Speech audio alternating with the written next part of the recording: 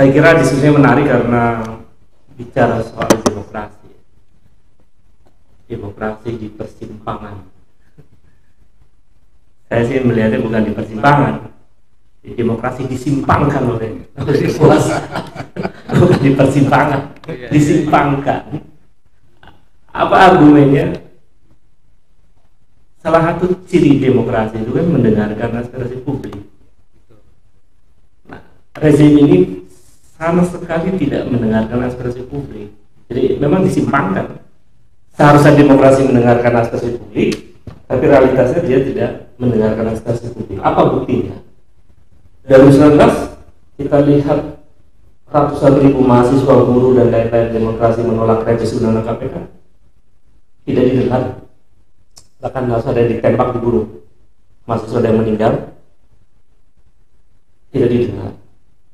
2020 ratusan ribu buruh dan mahasiswa untuk menolak undang-undang Omnibus Law, enggak didengar. Undang-undang Minerba, sekarang ada undang-undang KUHP dan seterusnya.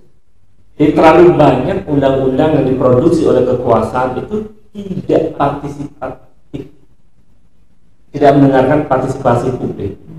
Itu maknanya memang demokrasi disimpangkan oleh kekuasaan.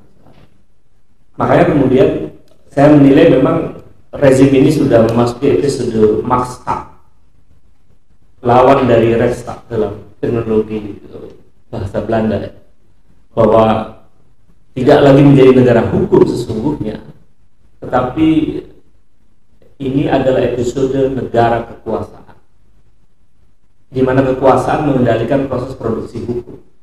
Jadi seolah-olah negara ini demokrasi, tapi sesungguhnya tidak demokrasi. Seolah-olah negara ini adalah negara hukum, tapi sesungguhnya bukan negara hukum. Jadi memang negara seolah-olah. Ini Bang Yani undang saya bebas bicara ya. Iya. Nanti tahu jalannya.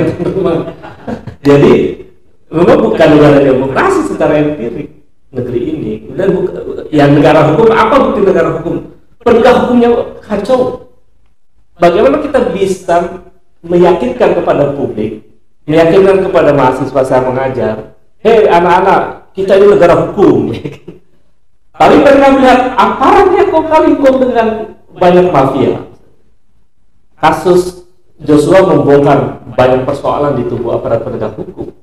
Apakah ini disebut sebagai negara hukum? Dan itu pertanyaan penting. Jadi oleh karena itu menurut saya, ketika demokrasi dipersimpangkan atau disimpangkan, maka di saat itulah negara sudah bergeser dari Rechtsstaat menjadi Machtstaat. Apa implikasi lanjutan dari Machtstaat itu? Koruptif.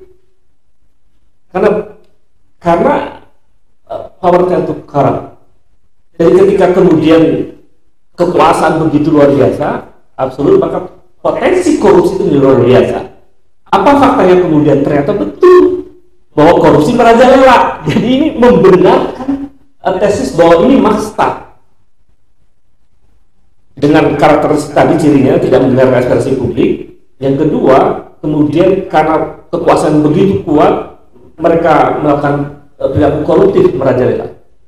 Yang ketiga, aparat penegak hukumnya sudah kehilangan kepercayaan publik.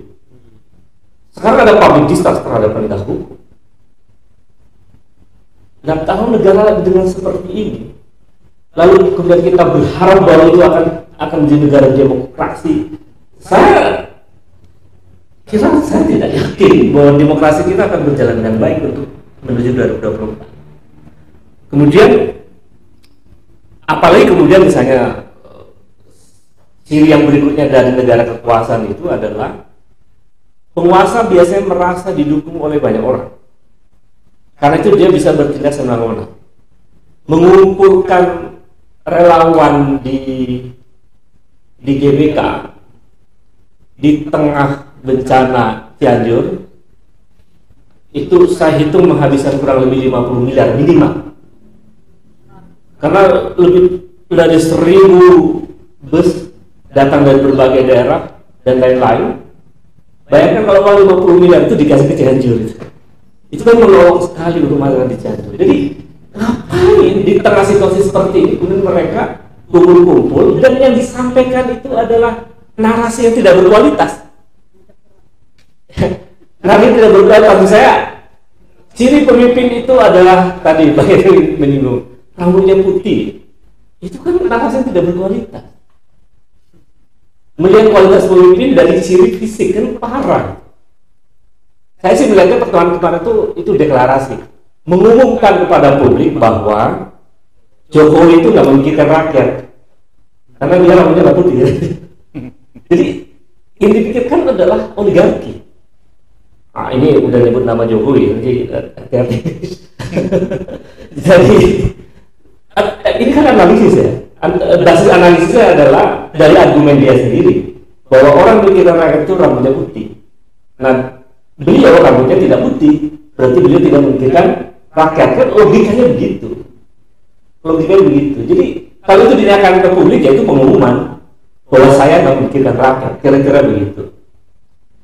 Apalagi kemudian di belakang layar ada namanya Benny Ramdhani yang ngajak perang. Melakukan provokasi kepada presiden untuk mendorong melakukan tindakan-tindakan yang sifatnya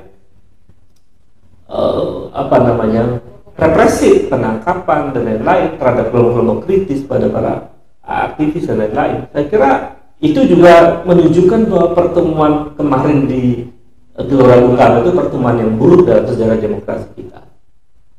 Kemudian jadi lain menguatkan bahwa ini adalah episode maksud adalah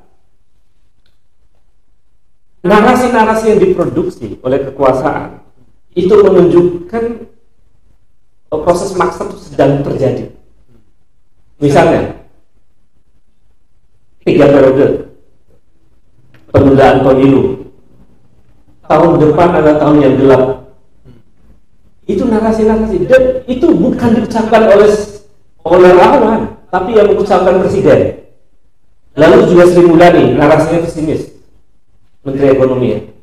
Nah, narasi-narasi pesimistis tentang masa depan, tentang tahun depan, tahun 2023 itu menggambarkan satu bisa ditafsirkan sebagai sebuah niat yang berbahaya dari negara untuk menggambarkan ada situasi yang berat sehingga kemudian bisa menunda pemilu sehingga periodenya diperpanjang. Jadi saya kira ya hampir sempurna ini adalah maksud. Nah, pada titik ini menurut saya kelompok-kelompok pro perubahan, kelompok pro demokrasi, partai politik, Masumi dan lain-lain, ini adalah momentum penting untuk melakukan konsolidasi, untuk melakukan perubahan besar. Jadi memang kita nggak bisa berharap Indonesia akan lebih baik dengan melalui mekanisme linear. Saya tidak begitu berharap karena pertama tadi sudah dikatakan oleh Bang Yani dan Bang Kakak dan lain-lain, saya kira pembicara ya, bahwa partai politik kita memang busuk. Oh ini ngeri-ngeri sedang. Saya juga partai politik. Argumennya begini lah, satu sederhana. Datanya dari KPK. KPK mengatakan bahwa 60% koruptor itu adalah politisi.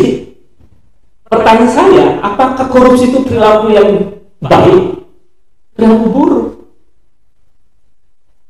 Maka partai itu memang sedang mengalami episode buruk. Di saat yang sama juga partai politik tidak memerankan diri di dalam parlemen untuk menjadikan parlemen itu bagian dari trust politika, ada check and balances di situ. Dan itu nggak jalan. Gitu.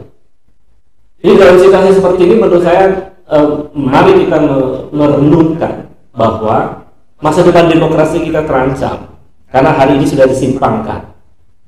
Nah, bagaimana kemudian mengembalikan agar demokrasi kembali on the track? Menurut saya tidak ada cara lain kecuali kekuatan-kekuatan perubahan, civil society, akademisi, partai politik untuk menyuarakan suara yang sama bahwa demokrasi kita terancam dan kita mari sama-sama untuk melamatkan demokrasi. Kalau dikasih data lain lebih mengerikan lagi, misalnya sini negara demokrasi itu ada kebebasan sipil. Angka kebebasan sipil kita 5,59. Itu kan kecil. Ciri negara demokrasi lainnya adalah ada perlindungan terhadap hak asasi manusia, ada penegakan hak asasi manusia. Indeks hak asasi manusia kita 2,9. Jadi bagaimana kita kemudian menyebut bahwa demokrasi kita baik-baik saja? Itu juga argumen berikutnya untuk menegaskan bahwa memang demokrasi telah disimpangkan dan kita memasuki episode maksa. Saya kira